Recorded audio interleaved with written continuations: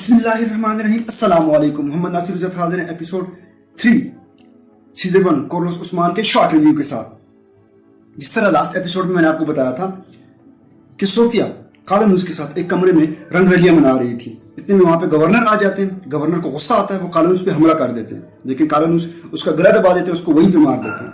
इस तरह सोफिया का प्लान कामयाब हो जाता है। बाला खातून गवर्नर की कमरे की तरफ बढ़ रही थी ताकि खजाने को ढूंढ सके।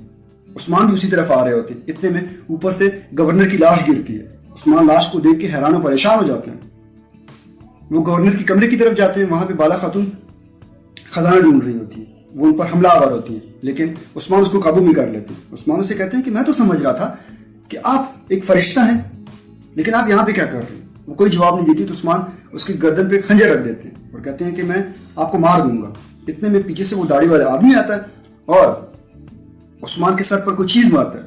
उस्मान वहां पे गिरकर बेहोश हो जाते हैं। वो खजाना ढूंढते हैं और आखिर में वो उनको वो कीमती अमानतें मिल जाती है और वहां से ले जाते हैं। सोफिया गवर्नर की लाश के पास रोने की एक्टिंग कर रही होती है और सबसे पूछ रही होती है कि आप लोग कहाँ थे, सिक्योरिटी कहाँ थी। कार्लोस कहते हैं कि हम आपके साथ गद्दारी नहीं कर सकते, लेकिन इसका पता उसी बंदे को होगा जो सबसे आखिर में गया गवर्नर के कमरे में। हेलन कहती है कि मैंने आखिरी टाइम पे उस्मान को उसके कमरे से निकलते हुए देखा। ये सुनकर कार्लोस को गुस्सा आता है और कहते हैं कि किले के दरवाजे बंद कर दे, कोई बाहर निकलने ना पाए, और सिपाहियों को हुक्म देते हैं उसको ढूंढ के लाएं। वो गवर्नर के कमरे में जाते हैं तो उस्मान के साथ उनकी लड़ाई होती है। उस्मान उन दोनों सिपाहियों को मार देते हैं। एक सिपाही कार्लोस के पास वापस आते हैं और कहते हैं कि उस्मान वो जादू वाले कमरे में है। कार्लोस खुद वहां पे जाते हैं तो उस्मान के साथ उसकी लड़ाई होती है। उस्मान उसको बहुत मारते हैं, उसको जख्मी करके वहां से निकल जाते हैं। सोफिया हेलन से कहती है कि हमारी कीमती अमानतें खतरे में। वो वहां पे जाती है तो उसकी कीमती अमानतें होती नहीं है, जिस पर वो बहुत परेशान हो जाती है और कहती है कि अभी तो हमने गवर्नर की मौत का जश्न मनाया भी नहीं और हम एक और मुसीबत में फंस गए। अब हम यानिस को क्या जवाब देंगे। और एक खत लिख देती है यानिस को और मेगालास को दे देती है।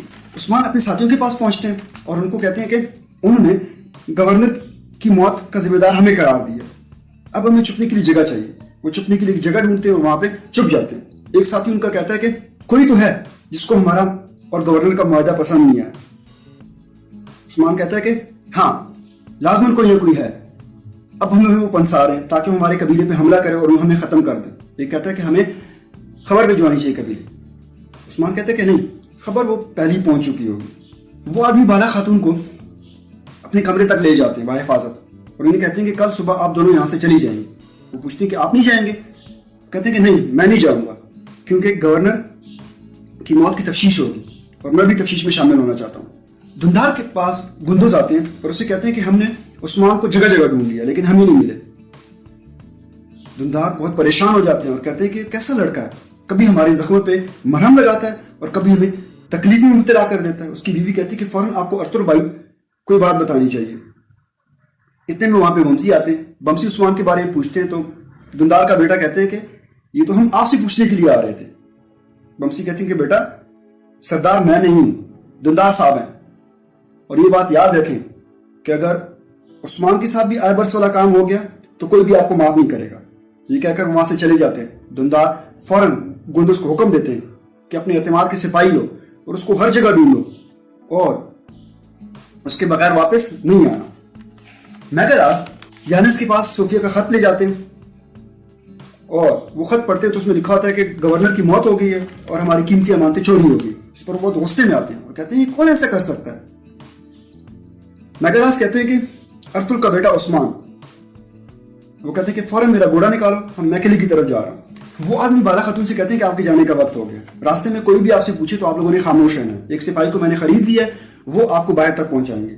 जैसे ही बाहर निकलती है तो उस्मान गिरजे में आ जाते हैं। वो आदमी पूछते हैं कि आप यहाँ पे नए हैं। उस्मान कहता है कि हाँ, मैं नया हूं, मुझे एक रहबा की तलाश है।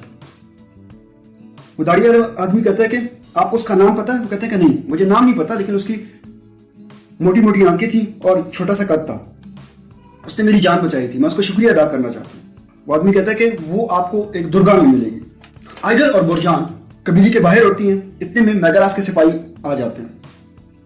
मेगालास का सिपाही कहता है कि ये आइगल है और ये धुंधार की बेटी है, इसको पकड़ो। वो पूछती कि हमें आप क्यों पकड़ रहे हैं। वो कहते कि उस्मान ने गवर्नर को कत्ल कर दिया है, अब वो छुपा हुआ है किले में, हम दाने के तौर पर आपको इस्तेमाल करेंगे।